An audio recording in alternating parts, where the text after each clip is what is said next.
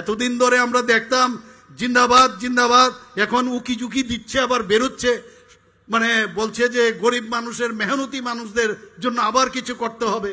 ত্রিপুরাতে আত্মনির্ভর ত্রিপুরা অনেক আগেই ছিল, বহু মানুষের কল কারখানা ইত্যাদি বহুত কিছু ছিল। এই জিন্দাবাদের যন্ত্রণায় মানুষ এসব বন্ধ করে দিয়ে চলে গেছে। বন্ধুগণ, এই ত্রিপুরাকে আমাদের এক ত্রিপুরা, শ্রেষ্ঠ ত্রিপুরা আমাদের করতে হবে।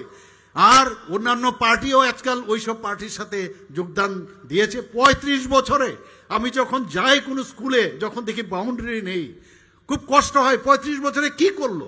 আমরা মাত্র আজকে 2 বছর, 3 বছর, 5 বছর, 6 বছর ধরে আমরা এখানে এসেছি। মনে হলো এই কাজটা যদি ওরা করে দিয়ে যেত, আমাদের পক্ষে সেই বার্ডেনটা কম হতো, আমরা অন্য কিছুতে সেই পয়সাটা কাজে লাগাতে পারতাম।